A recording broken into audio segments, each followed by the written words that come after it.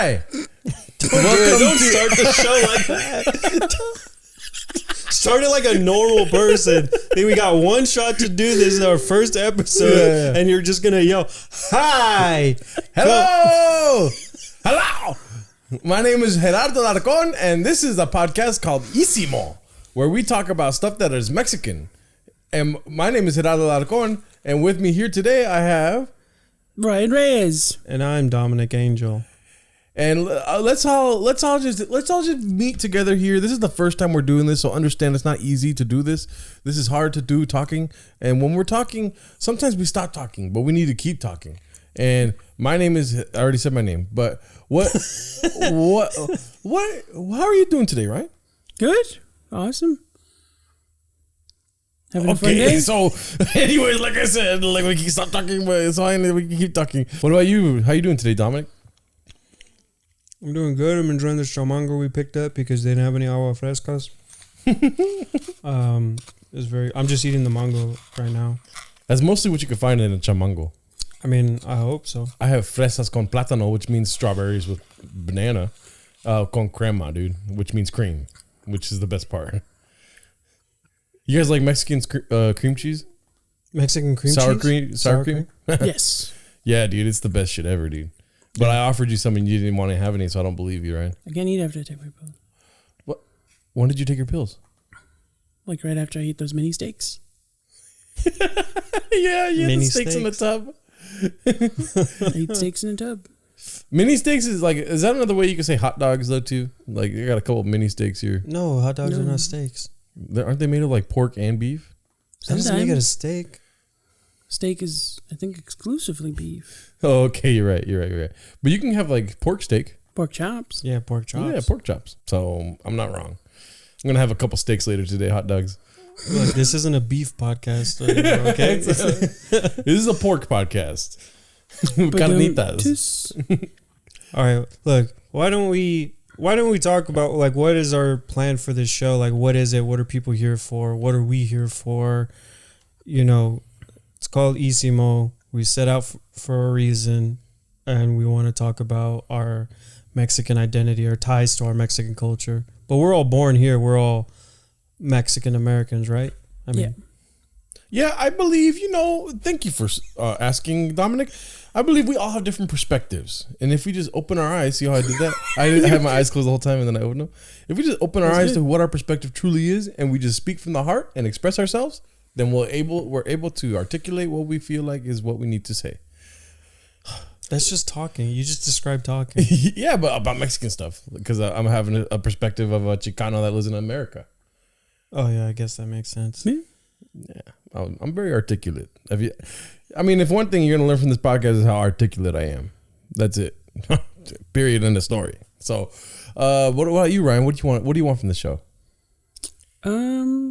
Kind of, he said it like to explore like what it means to be Mexican American and kind of how everyone experiences that differently.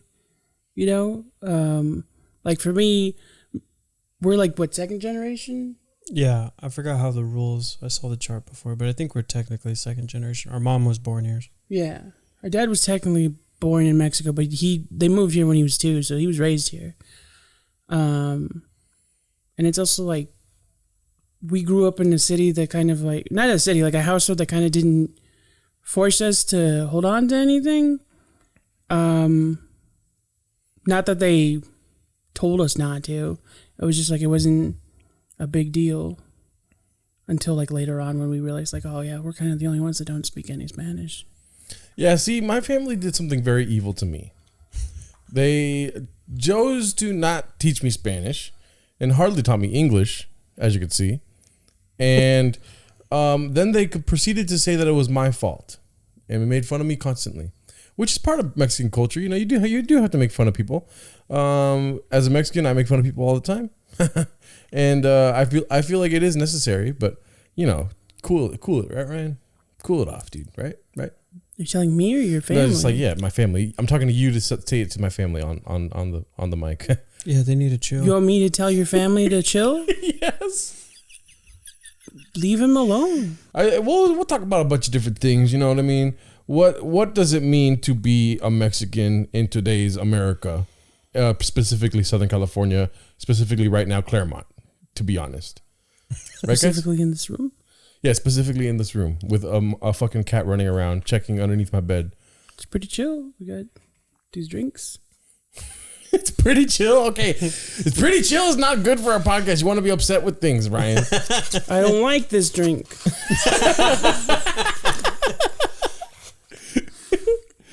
All right, but anyway, you guys want to add anything before we get started? No, I'm good. No, I mean, I just want to make clear, like, the perspectives that we have are our own. And, like, obviously we don't represent all of Mexico. I've been there twice in my life. I don't speak Spanish. But, you know, I care about my culture and I'm trying to learn and I'm trying to grow with it and, like,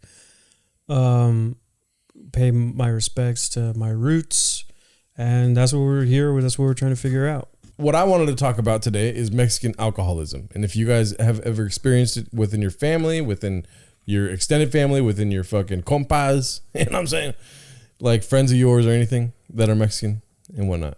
Oh, definitely. I think Yeah, for sure. alcoholism runs in my family, or like alcohol dependency. Both my grandfathers drank excessively every single day. My dad has some, you know, he says he likes alcohol. That's where I'm going to leave it at that. But yeah, I mean, I think it's like really common in our families. Yeah. Well, you have the same family. I can't really. Yeah, it's hard for us to expand to on that. each other. Yeah. Oh, okay, yeah. Yeah, it's true. For me, yeah, for sure. I feel like it is weird. I also have another joke. It didn't really do well the first time, but I feel like if AA had any arch rival, it would be Mexican culture. You know? Oh, got a little huff. And It's hard to not drink at like a family gathering. Yeah. If I go to like my bigger, like more extended family, definitely. Like my closer family, like that we grew up with, it was kind of like nobody really drank. My grandma didn't drink because of her upbringing and because of my grandpa, so she didn't really like to drink. It's hard because you know, in Alcoholics Anonymous, you kind of distinguish between a normal person and an alcoholic, and that's kind of like the distinction that people can commonly like refer to, be like, oh yeah, I think about drinking that way, and the normal people think about drinking hardly. They just drink, you know. But an alcoholic has a certain way of thinking about drinking. Yeah. What's weird to me is that in Mexican culture, it is normal to think about alcohol for every single event that you go to. Yeah, dude, it's crazy. I used to work at this photo studio that was inside a Walmart, right? So my check stand was across from the Walmart check stands, and like literally I would see people every week, like every Friday, the same guy would come in his like coveralls and he would pick up 2 cases of Budweiser, and I'm like, damn, that's that fool's weekend. Like, yep. Every week, like Yeah. That's what he's getting into. That's his life. That's part of the culture, is just drinking. Like, Yeah. and every party you go to, there's tequila, there's margaritas, there's like 50 kinds of beers, like. Yep. And then you talk about alcoholism, like it's funny because like, I don't know, it's like all the stuff that you would talk about in AA is like that's normal. It's considered normal, or like just stuff you deal with because that's part of drinking. Yeah. Yeah. On that point too about the guy going to get drinks, if you think about it, I'm gonna speak generally here, but like generally, a lot of Mexicans work outside. We work construction, lawn mowing, whatever, right? Yeah. Landscaping, probably better than saying lawn mowing. There's more than the lawn mowing. You know what I'm saying? Like you have to cut flowers and stuff like that too. But you know, Flowers out in the sun, getting your vitamin D on. You know what I'm saying? And for drinking, like, you know, if you're drinking 2 beers and chilling, you're gonna feel that shit. But if you're drinking like 5 beers and working, you're probably not gonna feel it. You're gonna need to get more and more. You're sweating that shit out. You know what I'm saying? And then so like anyways, on the working tip, where I used to work at, there's a gas station down the street, and you would see at any time of the day, the local construction workers getting freaking 2 or 3 tall boys and going back to work and working, drinking. You know what I mean? And that's not normal to me, at least. Yeah. Yeah. I don't know if you guys ever did this, but I used to drink on the job too. Spoiler alert, I got fired. But, you know, I used to drink on the job and fucking, you know, I don't know. growing up American, I guess you could say, I did know that there was something wrong with that. You know what I mean? But it does feel good, dude. It feels good. Dude, it feels good to work under the influence of something. Yeah. I used to do drugs at work. Not well, sometimes we would drink if we were working late. That was our rule. Like, you couldn't drink during the day, but when there was times where we were working like 60 hours a week and we were working overnight a lot. So it was like at 6 o'clock when everybody else left and we were stuck there working overnight, we would pick up like 2 cases of beer and drink overnight. Yeah, dude. And that was cool. What about you, Ryan? I'm gonna ask you about drinking, but personally. What do you think about drinking in your own mind, as opposed to like the Mexican family around you? Well, it's been weird with me because I have this thing. I don't drink frequently, but when I do drink, I drink kind of excessively. Yeah. Which was like a thing that we kind of noticed last year. Is like I would only drink maybe once a week, but in that night I would drink like a lot within 2 hours. Yeah. And so it's a little weird. I definitely have had to cut back this past year because it's actually contributed to like some health issues. Yeah. Like what? I'm just like, you know what fatty liver is? Where it's like the glucose kind of surrounds your liver and it deteriorates. I don't have a fatty liver, but it's like your cholesterol's high. You might get that if you continue to drink the way you do. Oh, okay. Kind of a thing. So I've had to like cut back a lot. So also your perspective for being like a bigger guy. Yeah. You've been a bigger guy for most of your life, right? Yeah. And so you've only had the experience of drinking as a bigger guy, right? Pretty much. I feel like I'm in a, what's it called, dissertation right now or something? Or what is it, like an interrogation? Yeah. No, but so how many beers do you say would take for you to get like a buzz or a good one going? Objection, Your Honor, he's leading the witness. That's the other thing about it is I have 2 contributing factors to how I drink and how it affects me. One is I can't be 100% certain because it's been a while since I looked this up, but one of the contributing factors is my ADD. It processes glucose faster, like my body naturally does that. And the other thing is, I say this as a joke, but I, like, as a kid would have chugging contests with my brother. Yeah. So I can, like, control my esophagus when I drink. So I drink quickly. So I get buzzed very quickly, but it's because I'm drinking excessively within that like short amount of 20-minute time span. I've had 2 full pints. Yeah. It's been told to me many times that you can eat as much as you want within 5 minutes because you won't feel it until 5 minutes later. This is a delayed reaction. Yeah. So I have taken advantage of that little, you know what I'm saying, thing in my body that does that. But like, especially when I eat Chipotle, I just eat that shit fast, and then like I feel it later. I'm like, I ate way too much food. How many burritos have you had in 5 minutes? With my mom, not Chipotle. Come on, Chipotle burritos. I'm not gonna finish 2 burritos in 5 minutes. Anything more than 1 burrito. Don't look at me like that, Ryan. No, but with my mom, definitely like 4 fucking chorizo and egg burritos, dude. Like down the pipe. For sure. Yeah. And they make them so nice and small. It feels like a little taco. But then when you eat it, you're like, that was 4 burritos, dude. You know what There's I mean? like the thing too is like, especially when you're like a big guy, I don't know if you is, but like they're always worried that you're going to be hungry and eat later. So they try to give you as much as possible in the moment. Yeah. You know. But it's like, little do they know, boy's going to be hungry later, dude. You know what I'm saying? Yeah. Yeah. And one more thing I wanted to touch on. This is kind of my perspective with drinking in the Mexican household. In Alcoholics Anonymous, I say that I was an alcoholic before I even took my first drink because my family would party frequently, right? They would always have a party. They would always get fucking wasted off hard liquor, like tequila, whiskey, whatever, bourbon. They would drink everything. They just had all different kinds of liquor. Me and my cousins would get one of the drinking games they had, like a board game. They probably never fucking played it, dude. So that's why I was just like in the other room. We would always get the same drinking game and play with it with water. We would just all have water or Coke or whatever, and just drink freaking, like, the drinking game would tell you, it was like Chutes and Ladders, but for drinking. It's like drink 2 shots or whatever. It's like, when you think about it, if you're drinking like 2 shots when you make one mad move in a game, it's like, how many fucking of those moves do you make in a game? How drunk are you getting? And there is no all there is snakes. There's no fucking, ladders. You know what I mean? All there is shoots, dude. You're just going down the pipe. But you're not drinking like just shots of beer. I don't know. We play with water and soda. So like, because we were little kids, we were young in playing this game, And I want to say like below the age of 10. So you're introduced to drinking culture very early, even though you didn't drink. Yeah, dude. And this is like personal experience. This is not every Mexican kid plays a fucking drinking game with their cousins, A lot of Mexican kids, from my experience in my extended family, drank early. I drank later in life. People that younger than me in my family, we let them drink when they were 16, 17, 18, Yeah. Not me personally, but, the group conscious was letting them drink, a little earlier than usual, as long as it's around the family. Like, I had my first beer when I was 15 years old at a quinceañera with my dad. Yeah. It wasn't my quinceañera. I know I was 15, but quinceañeras are typically for Mexican girls. You know what I mean? Little girls.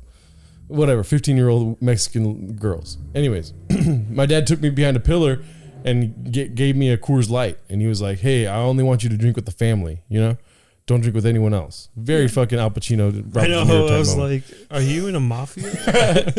But that was my first drink. Never go against the family. Yeah. And then a year later, I was at my cousin Vivi's house, and I was 16 at the time. She graduated from high school, and we all got fucking twisted as shit. I threw up everywhere. Spoiler alert. But I fucking got wasted drunk. I had 4 cups of jungle juice. I was like, this shit tasty. You know what I mean? I didn't know it was a bunch of different liquors. I knew it was alcohol. I didn't know there was like a bunch of different fucking alcohols. Yeah. I didn't know what jungle juice was at the time. Sue me, But then we were standing around in the kitchen, and we all just took 8 shots of tequila back to back. Each. Yeah. When I say all of us, I'm talking about like there was like 15 people in this room. We were all just taking shots of tequila. How many shot glasses did you have? 15. Jesus Christ. No, it was crazy. My parents had left early from that party, so I decided to get drunk, threw up all over the place, and then my sister took me home, and I threw up in her car at the time. But yeah, that was my first time getting wasted at 16 years old. Crazy, right? Actually, I was gonna say like that was like the thing about me. What was weird for me was like I kind of started drinking at 17. Yeah. And a lot of the people I knew, you're part of the story.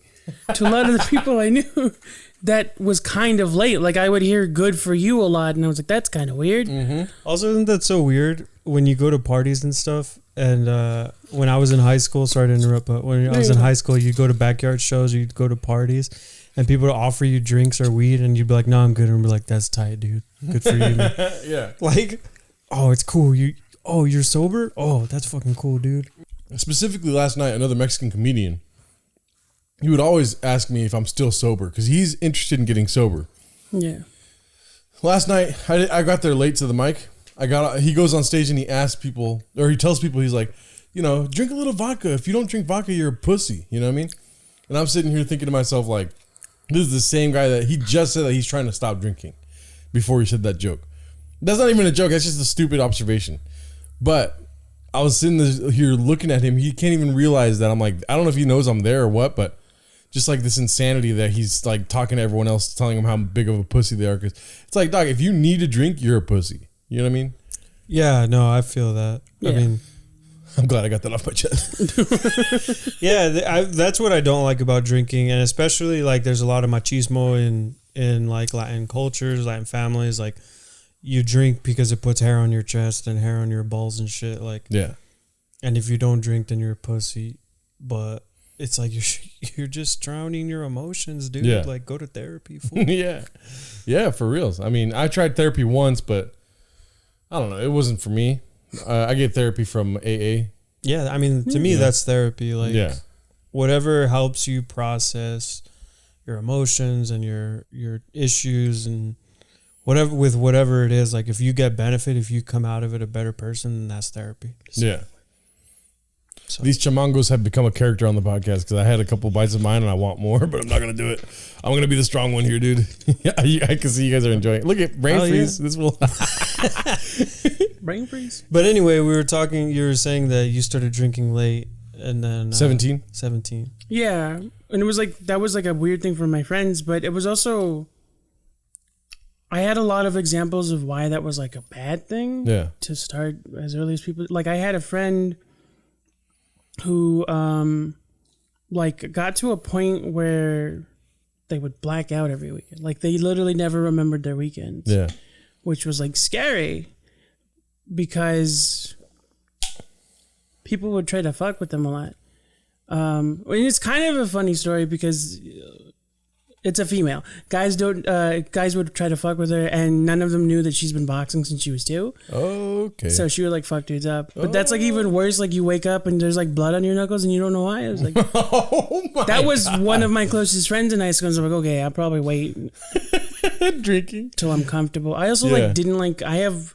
It's a kind of one of my autism things. I'm very sensitive to textures and flavors, so I didn't like beer for a long time.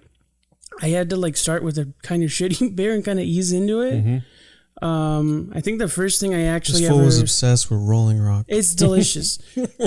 It's just the RC of beer. Like so, I don't care if you RC like Cola it. I like It's it. the Shasta of beer. I like it. I'm not hating. I mean, dude, I like all beer. I drink Steelies, so like I drink like fucking 75-cent beer, dude. Steelies just sounds like you know how a single cigarette at a bodega is a Lucy? Yeah. That's what it sounds like. Can I get a Steely and she just takes it off of it? Yeah, it's a Steel Reserve. It's Bubble Boy, can I borrow one of these? Yeah, it's a piece of steel you lick and you get drunk on. Steely's sounds like the equivalent of like bag cereal. Yeah, it is. Count Steely. It's a pouch of beer. Stab it with the straw. But yeah, I think the first 2 times that I got drunk were like not hard liquor, but they were like, I don't want to say fancy. It was rice wine was the first thing I ever had that was like harder alcohol. And then the first time I ever got like drunk was I think a family birthday party, which was kind of like what you were saying. It was like they knew I was 19 at this time, but they were like chill with me drinking, and I got like drunk.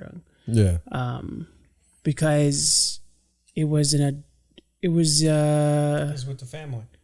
No, it wasn't just it was one of my mom's relatives, I think. And they don't, it's a female birthday party. They don't drink beer. They want like cocktails and stuff like that. So it was like hard. I drink a lot of triple second like Jägermeister. Yeah. That day, and I had never had Jägermeister. It's pretty good. It tastes like black licorice, but it's not good. I like it. You still like black licorice? Yeah. Who likes black licorice? By the way, I don't know. That was like I don't know. That's the original licorice. I'm pretty sure. Yeah, and they made better ones for a reason. No, but also I don't like licorice. I like licorice. You don't like red? I don't like Twizzlers. I don't like licorice. I like Twizzlers. Twizzlers have a cool taste. What the fuck is wrong with you? That's just plastic. Oh, really? I don't eat candy all the time. You already know I don't eat candy like that. What are you gonna throw up right now? This chamango's making me crazy. Oh, it was all worth it. That's the episode. There's one more point I wanted to touch on, but are you done yet? I don't remember. Yeah, I know, right? Keep interrupting. I also have ADD, so I do not remember. Oh, okay. The last point I wanted to make about sobriety, or at least Mexican alcoholism, is that in my family, like for some reason, I'm a fucking hero, dude, for being sober. There's one other person in my family that's like extended. He's kind of like married into the family kind of thing. That is also sober 2 more years than I am, and him too, dude. People are always just like, I don't get it, But I also see how they talk about him outside of him being there. To me, they talk shit. They talk shit. They talk shit like he can't handle his fucking liquor, or this and that, whatever. You think it's one of those things where it's like a self-hate thing, where it's like they have to talk shit about that person to feel good about themselves? I think that's a lot of Mexican talking shit, dude. I feel like those insecurities that are inside of yourself, you just like you don't really cite them as insecurities. You cite them as like, I gotta fucking work through. There's a lot of like, I need to work through that. I need to fucking. There's a pride in like keeping your head down and powering through stuff. Like there's a pride in how strong you are. Yeah, I think that also goes into like from the person kind of influencing them's perspective. Like they feel they have to push someone else into doing it, so they don't feel shitty about themselves for doing it so much. Specifically, I'm calling out my tia Yolanda, dude. She gets brought up a lot. Outside of the podcast. Yeah, she's she's very complimentary of me, but also at the same time, every time I see certain tias or tios, it's always like, "You still not drinking?" You still not drinking? Like, I don't know, I don't get it. Like, I had to explain to my uncle Jorge that I can't fucking drink anymore. And he's like, dude, you're tripping. He's like, don't fucking ever say that. Like, it's the weirdest response to somebody telling you, like, I have an issue with drinking. I know it is an issue with drinking. Yeah, it's hard. There's a lot of toxicity in Mexican family dynamics, I think. But here's the thing. So when I'm talking about family dynamics, and when I talk about, I wanted to address like the alcoholism within the community, I want to preface it, or like, I want to frame it this way. What I think, I can't speak for like Mexican culture at large, because obviously I don't have a lot of experience in like Mexico, like the motherland. But like, as far as like in the US, like the way that I think about things, it's more of a class thing than it is a culture thing. Like, I don't like to tie anything to a culture, like a race or an ethnicity of people, because that's racist and stereotyping. But when we look at classism, when we look at, you know, Mexicans are predominantly poor, or, you know, we're working class. You know, a lot of minorities are working class. Brown and black people are working class. So a lot of times, like, drinking is all we fucking have. Like, so able to celebrate, like, what can you do? Like, just drink a shit ton and play loud music. Like, that's like all you can do. So that's all we have. So a lot of people don't want to let go of that, because it's like, well, then what else are you going to do? What else? We don't have a lot of options, I guess, for celebrating in other ways or doing more, which is also, take that with a grain of salt, because like everybody fucking uses alcohol to celebrate. Like, it's not a special thing. Yeah. But I think it's just more tied together, because it's like, again, like people that are working, they don't have, like somebody that works construction doesn't have a lot of energy to enjoy themselves. So what's the easiest thing to do is just pick up a case, pick up a tall boy, and like drink and decompress that way. Yeah. And with the family dynamics, I think that's a thing too, of just like, we are all we have, so we have to stay together, but having to fucking struggle a lot. At least like on my end, like that's how I feel, is like my family's had to struggle a lot, so we fight a lot, but at the same time there's this idea of like you're always there for your family. Me wanting to drink when I was such a young age was basically me just wanting to be a part of the family, like considered a man, you know. Just keep hearing Vin Diesel in my head. That's why I became Christian. Your family now. Family.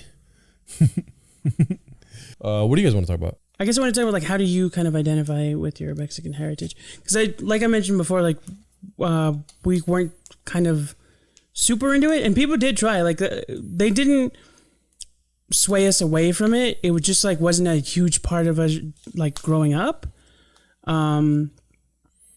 For I feel like a variety of reasons, like one of them being like my mom kind of and her siblings kind of grew up in the 80s, where it was kind of like you wanted to be American. Yeah, like you were kind of like you wanted to assimilate to be accepted. So you were kind of pushed with the idea to hide all of that stuff and kind of, you know, be like everyone else. And I think that kind of, not in a forceful way, but kind of transitioned into how they raised us. Or is like, they didn't force us to do the same thing. They didn't tell us to hide it, but it wasn't in the back of their heads to remind us where we come from and stuff like that. And actually, well, I don't want to say that, because our like my mom did, you know, make it a point to like talk to us about stuff. I just mean like we didn't speak a lot of Spanish at home. She spoke English with her siblings and her mother, and for the most part, like growing up in school, I think until like high school, a lot of the majority of the kids were like white and Asian, so there wasn't a lot of Spanish speaking in school. So it just like wasn't part of our day to day. Yeah. I think something you said way early on in that dissertation was articulate. Ridiculous? What? Articulate dissertation. Sorry about that. Was the way Americans see Cinco de Mayo versus the way Mexicans see Cinco de Mayo. And unfortunately, I consider myself to be an American.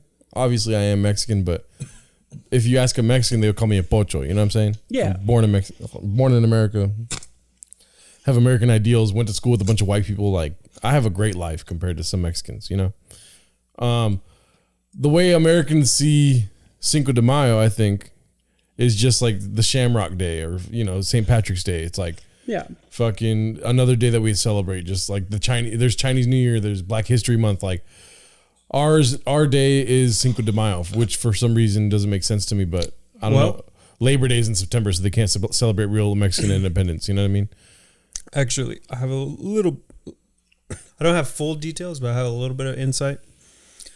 I can't cite any sources, but the stories that I've heard are like a lot of people theorize because Mexican Independence Day is in September when school has just started. So a lot of people are like, oh, we don't want to give that a big deal in the schools because it's too early. But Cinco de Mayo happens in May, blah, blah, blah. But what really was happening was during the 60s, during all the civil rights movements, there was a lot of Chicano pride. The Chicano movement started the celebration of Cinco de Mayo in the United States because it was all about Chicano pride. So they were looking back at like powerful moments in history in Mexico that can be celebrated to show people like, hey, like be proud of your heritage, be proud of your history. So they found Cinco de Mayo, the Batalla de Puebla. Yeah. And that story. So they took that and it started as like a Mexican pride thing. It started a lot like, when the black movement was doing like, they were reclaiming Islam and like, so they created Kwanzaa instead of Christmas to like separate themselves from America or white Americans. It's the same thing. It's a teaching moment. It's all about history. So from there it grew, and that's why I think it's important. Obviously, what I don't like is when people are like, "Why are you celebrating that?" People in Mexico don't even celebrate that. Like, it is more about like knowing your history, being true to and being connected, not true, but connected to your culture and to your roots. And that's why I think it's like important that we do recognize it. Because if we don't have Cinco de Mayo, then we don't have a day. We don't have but that's, I don't know. It goes back to the point of just like wanting to be a person. It's like, I mean, dude, I'm willing to go as far as to what's it called? See myself as American, you know what I mean? Like, but still I fall under a day. Like, I don't know. I feel like a lot of Mexicans wish to be Americans. They want to be a part of this lifestyle. They want to be a part of this culture. Yeah. There's some things they'll never let go of, which is where you have locations as opposed to dates on a calendar. You can go to Olvera Street. You can go to different places. The Flower District is fucking Little Mexico. Like, I feel like I don't know, because even though we have a day, there's still fucking people making fun of it. You know what I mean?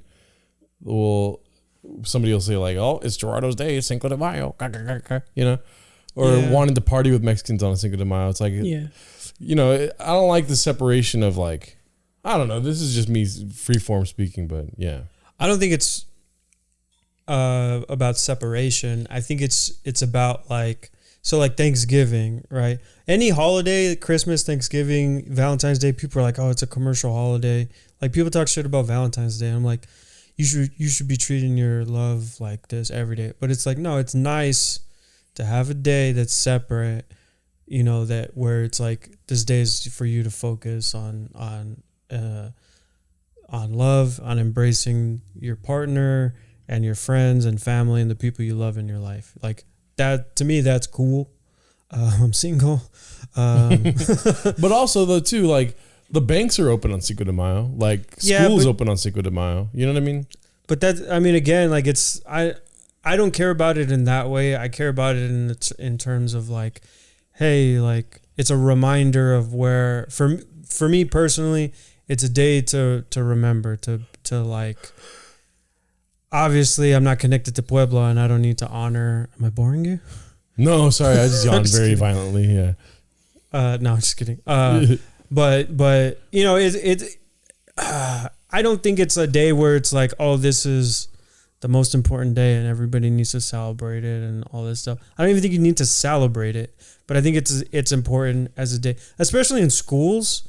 I think it's important to recognize it in schools, like to teach kids about, history and maybe focus on the battle and what happened around it, but also focus on, other stuff about Mexican culture instead of just doing the fucking Mexican hat dance in front of the school. Like, actually teach about the culture, teach about the food, teach about the art and stuff like that. Like, I think it's important to have it in that sense of for educational purposes. Not necessarily nobody needs to take a day off. Like, you know what I mean? Yeah. I don't know. It's also just like not a real significant day, I think. Like, the French came back and still fucking fought us after this day. Like, Mexican independence is like, I don't even the one day that we beat them at the Alamo, like, they still came and fucking murdered us and like slaughtered us. You know what I mean? I don't know. Us. I'm Mexican. It's like that. Like, somebody gets beat up a lot and they're like, yeah, but you remember that one time I beat that fool up? Yeah.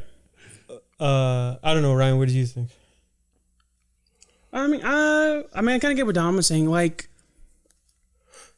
I don't know if this is appropriate to reference, but like how Black History Month started as Black History Week, and that was established by, I'm blanking, but a person of color of great influence. I feel bad that it's not important to get the name. Anyway, started something that community started for themselves and then kind of grew upon it. So it's like, it is unfortunate that it's become the thing that it has, Cinco de Mayo, but I feel like what Dominic's saying, like, it doesn't necessarily have to. We could use it as an opportunity to expand on that. Like, it doesn't, we picked it for a day that was important in the history of Mexico, but it doesn't have to just be about that day. It could be about the idea of, keeping the connection to your heritage alive. Yeah. Yeah.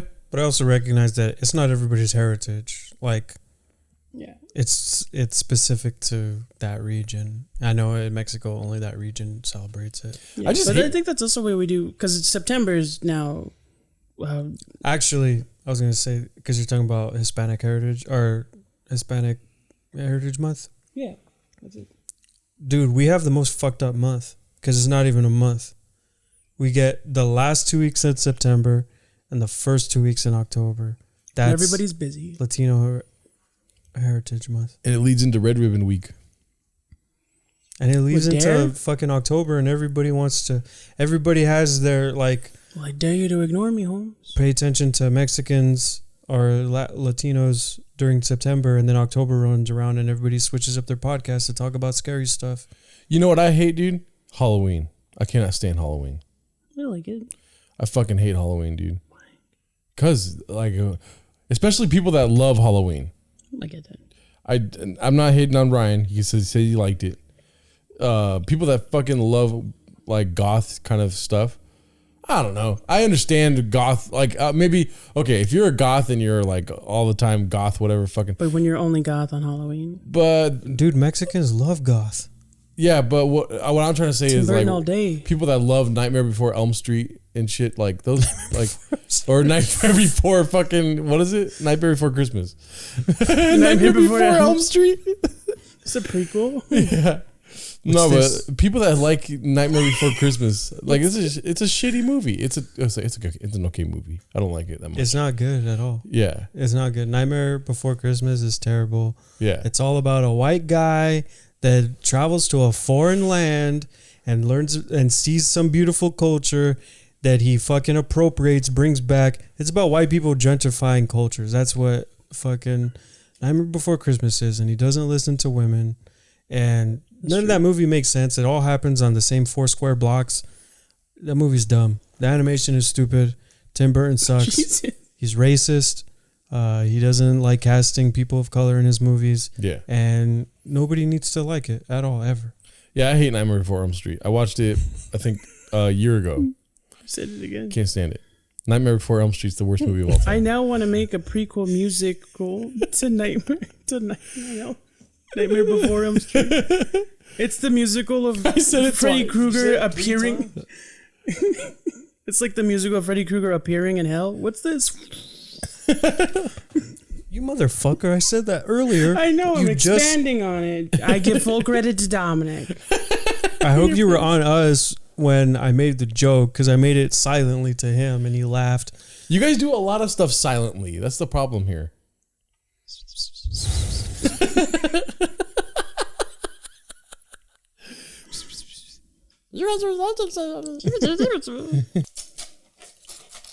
You know what I fucking hate about that video that they explained it? That they're explaining what happened leading up to Cinco de Mayo. Basically, And we laid on our red. they framed it as Mexicans were just not paying their bills. And I fucking hate that shit because the United States is $1 trillion in debt to China. It's a lot more than that, pal. Oh, well. It's like 16 trillion. $16 trillion Yeah. in fucking debt. Remember when that level of money like didn't exist? Yeah. They No, had to I invent don't. a new... They That's literally true. We're invented pretty a new young. calculator called the Big Red Calculator. Wait, what? Yeah. They came out with a new calculator. Clifford the Big Red Calculator. No, it's just a joke. You don't have to get mad. They came out with a new calculator because America was in so much debt that they had to be able to put it on the calculator. I'm like, as you're saying this, remembering the opening theme to Clifford when she explains how he got bigger. Because America had a debt that just kept growing and growing and wouldn't stop.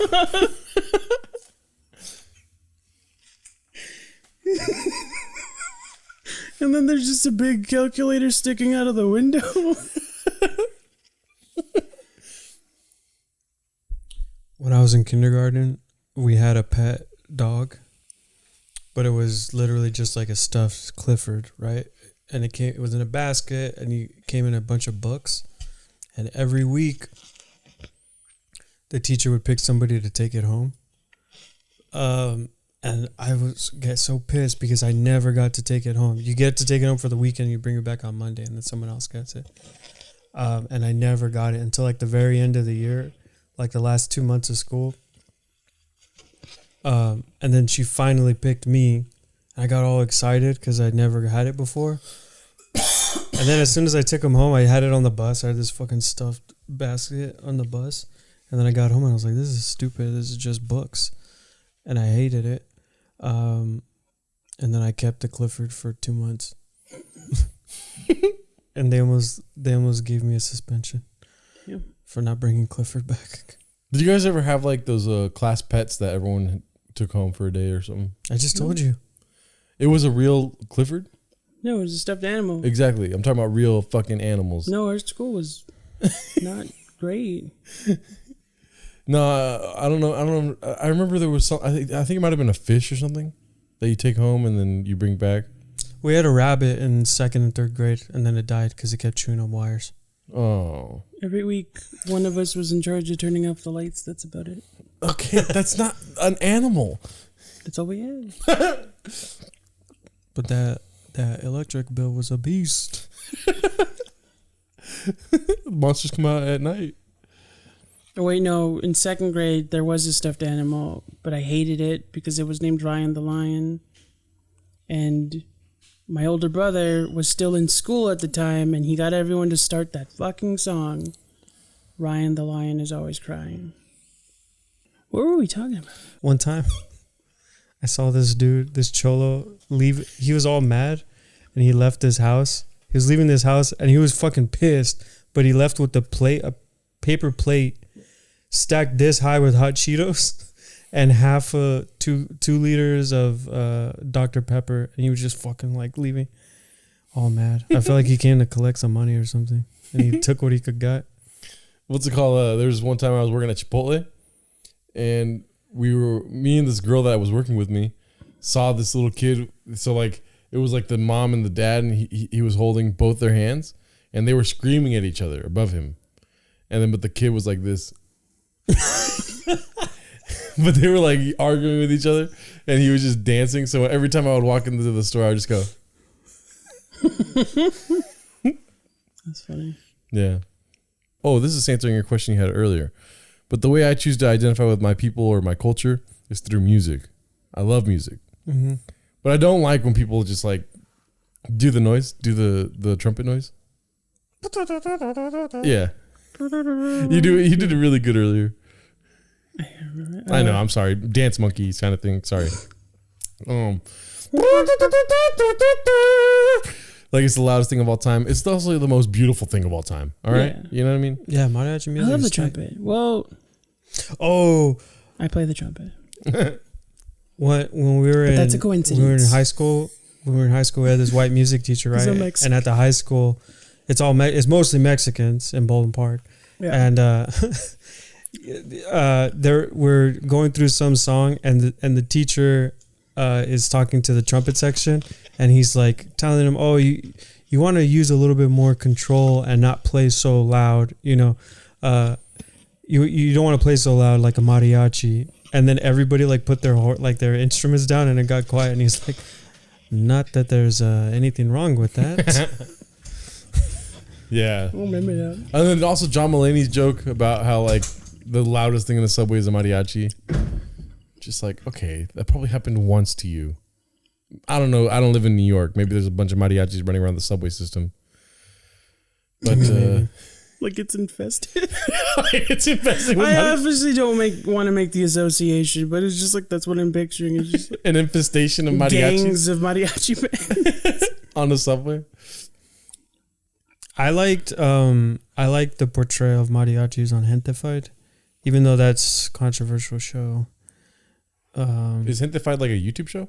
I think it used to be a YouTube show, but they got picked up on Netflix. Oh, I know what you're talking about. Yeah, I like that one episode. Yeah, they have a good episode where they deal with mariachis. I love mariachi music, dude. There's nothing wrong with mariachis. There is something wrong with a bad banda. Like, I don't know if you guys know what a bad banda sounds like with a drummer that doesn't know how to play drums. Where they just go... No, they're just like off beat. Like I'm just imagining like the band from Nacho Libre. No. Party. Was there a drummer? No. Jesus Christ, Ryan. But no, bad drummers and bandas should fucking cease to live, dude. Yes. I'm saying kill all Mexican bad drummers. I'm just kidding. Wow. No, but I was at a Mexican party this last weekend where the drummer was fucking terrible. You know, everyone was kind of a little tipsy, I guess, except for me. I'm sober. But the fucking drummer could not keep a beat to save his life, dude. And they kept stopping songs and starting new songs. Songs that were like probably 6 or 7 minutes long became like 2 minutes long because they're just like, what the fuck? You know?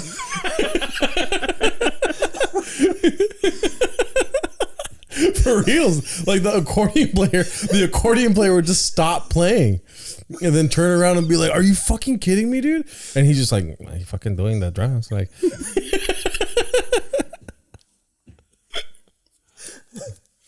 just wait a couple of years. Just wait a couple of years, I'll get better. It's like, fuck, I'm trying my best.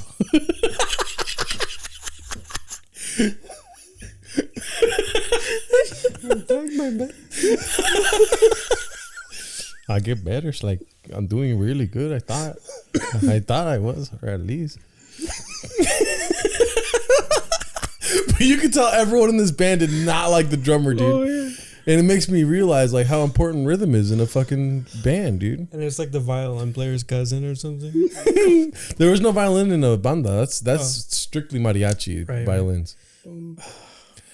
You're crying, dude. I just imagine.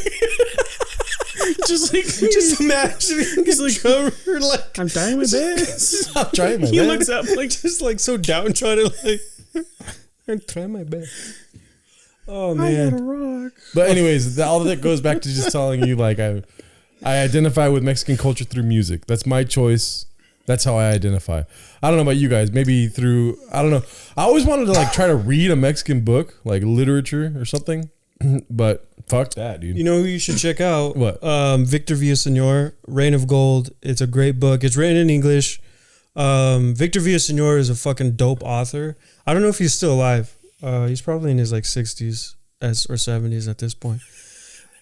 But he wrote...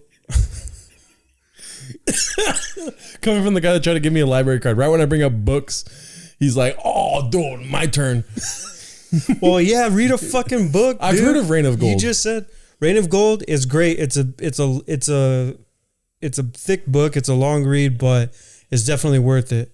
It's about the story of how his parents came from two parts of Mexico and then met in the United States, and then how they got like leading up to their marriage.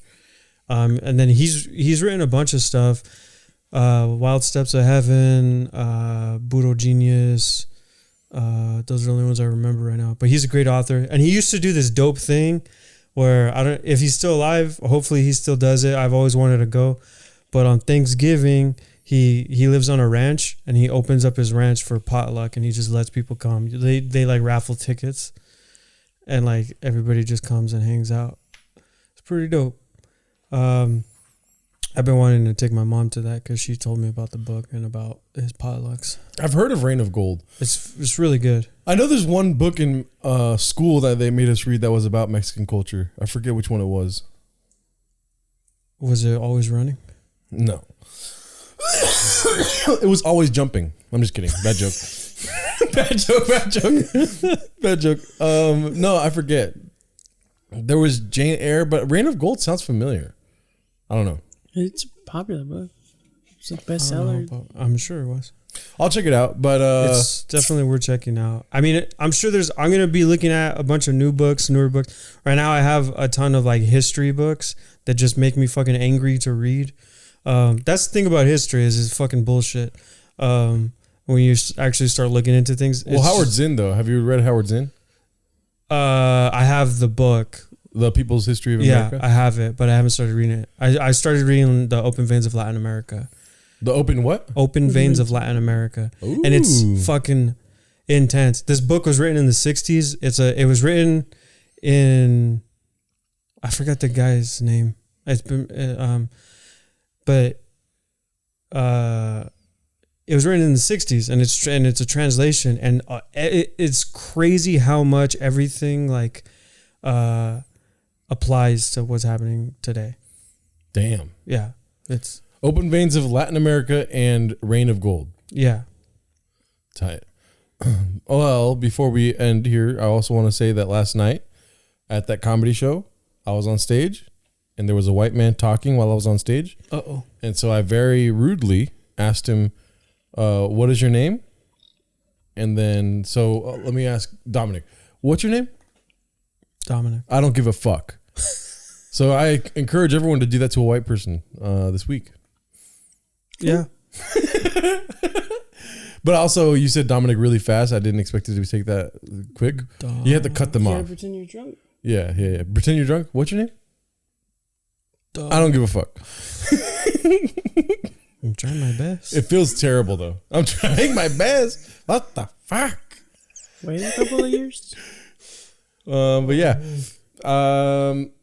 But yeah, that's basically Isimo. Do you have anything else to add, Ryan? How far are you on that chamango? I'm almost done. It's like mostly ice. I cannot wait to fucking finish this so I can just eat the rest of my chamango. You should have been. No, I've been holding this thing together, dude. Anyways, that's been Isimo. I'll probably cut this together to make it more palatable, because I know that we pause a lot. It's hard to fucking do this, especially because I just want to be funny the whole time, which I'm sure this will be funny, but I try. It's like my fucking baseline to just go funny. So I'm sorry if I like offend anyone. I'm good. No. Can't hurt me, fool. Right. But yeah, this was fun. Oh shit. No, go for it. Oh no, I really enjoyed myself. Thanks for watching. If you made it this far, hopefully you'll keep watching. And I know that I don't have a personality, but I'm working on it. And He's trying his best. I'm trying my best. Fool. Yeah, we'll keep getting better and digging into stuff, and hopefully send us some stuff if you like us and you want us to talk about things. Bye. Bye. Bye. Adios. Adios.